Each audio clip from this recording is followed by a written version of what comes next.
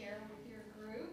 I just want to introduce very briefly Rachel Cox, Ralph McFarland, and Jennifer Weir from the Disability Services Office. And they're going to present a presentation on universal design, how you can put this online, on campus, and also utilize it in your classroom. So, Rachel?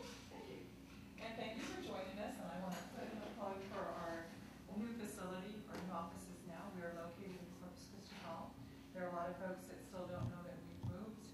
It has been on campus announcements, but you know how that goes with campus announcements. Some folks don't know read all through the whole thing.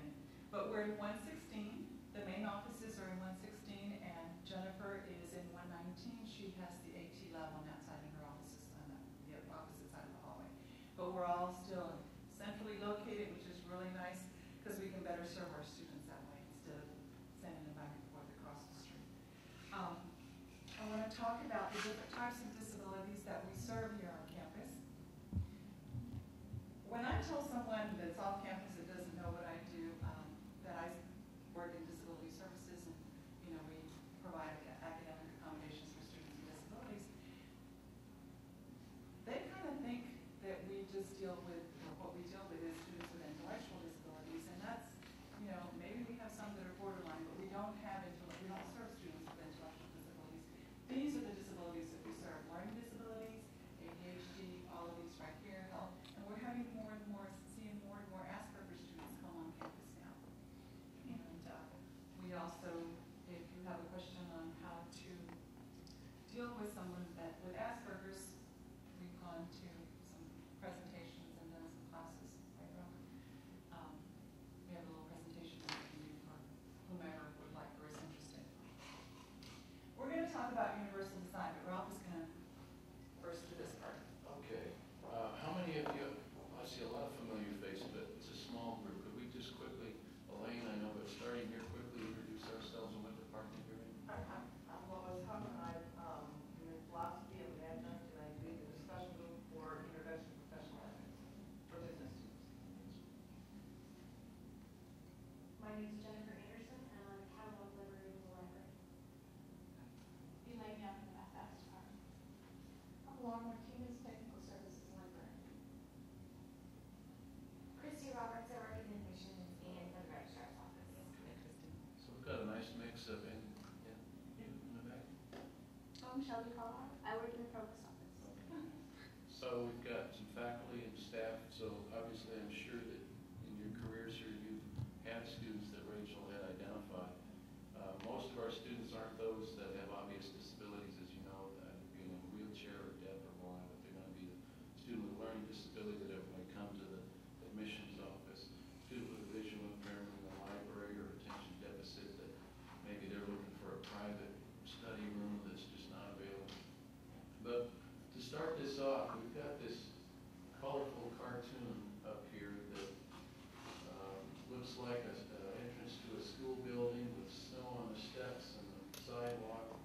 And on the right, bottom corner, there's a diverse group of students bundled up. There's a fellow up here with a shovel shoveling snow. Over on the left, there's a fellow in a wheelchair.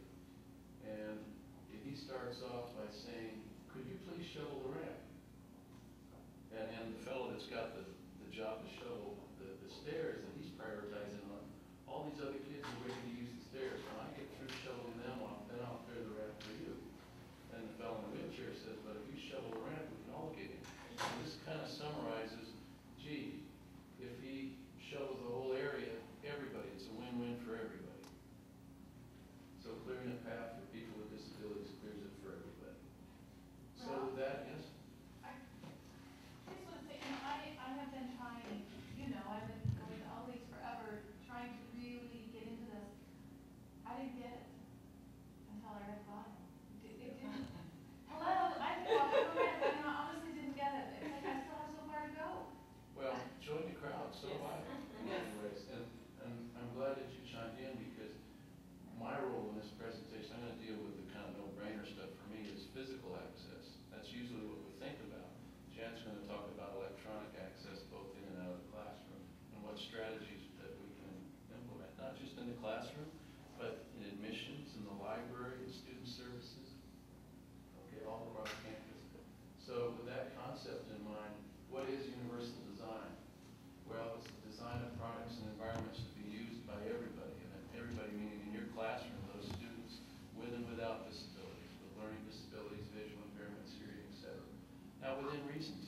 extent possible. There's going to be some physical environments that may not be accessible. We've got a student that's blind that wants to go down to Costa Rica, and in the site, it's not going to have Braille on the doors. If it was me going to that in a wheelchair, I wouldn't be able to get to the residence halls there in the building. So it's easy.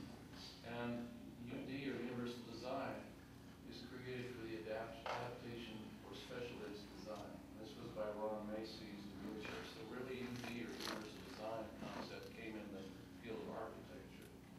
So with this in mind, for you as faculty, for you in the different areas, whether it's in admissions again, I see Lizzie over in the elite office, whether it's even in our own office where you'd think everything would be fully accessible, it's a level of awareness. And even I'm getting more and more aware. And so what we'd ask is think in terms of physical access first in the area that you work, whether it's your office during office hours or the larger office, a suite of offices, or the entire building or the entire campus. Typically what we think of for access or universal design is encouragement. Well, that's great for me, but it may be great for you, Elaine, too, if you've got a bicycle. Dare I say the skateboarders, I'm on a committee that addresses skateboard issues, but they go right down the curb cut. Actually, you probably prefer jumping off the curbs. But people riding bicycles, people use wheelchairs, baby carriages, accessible for everybody. Also, we think of sliding doors at HEB, but we've got a lot of automatic doors here in a universal design that benefits me, but it might benefit you in the library if you're taking a cart or something through the doors, or in admission records when you get the boxes of admission information, an automatic door to go in. So I also think in this building, I think it was just last fall or last spring, in the restrooms across campus, we switched from one distributor of the paper towel dispensers and the soap dispensers to another one. Well, here they had, you'd find yourself trying to wave your hand under the paper towel dispenser to get the paper towel coming out. Well, that wasn't really designed initially for people that may have limited use of fine motor skills to push the lever. It was for hygiene issues. The same thing in Corpus Christi Hall. They remodeled our bathrooms on the first floor. Now there's no faucet lever. You have to wave your hand. In fact, I'm getting used to that now, but then I just used the restroom. I waved on here and I realized, no, the damn thing's going in. So, we took a step back. But here's an example. You'll see these on campus too, for greater physical access, that somebody in a wheelchair could benefit from joining the group at the table. How many attended the keynote speaker this morning? Okay. And how many were just at his last presentation, or we're going to do it? What I kept hearing was these three principles. He talked about a real and relevant problem. That's number one. Two would be creating a community, a respectful community to include everybody. And three was leveraging technology. So, there is a real and relevant problem on our campus, in our classrooms. We've come a long way. I mean, I worked on campuses where we didn't have automatic doors, hilly campuses, there weren't curb cuts, they'd have sidewalks to nowhere where you'd go down the sidewalk and there'd be no curb cut at the end. So I think our campus is pretty doggone good, but the greater challenges are some things that Jennifer's going to talk about. So I want us to keep in the mindset that when you go into your classroom, classes starting tomorrow, to the extent possible, check your classroom out ahead of time.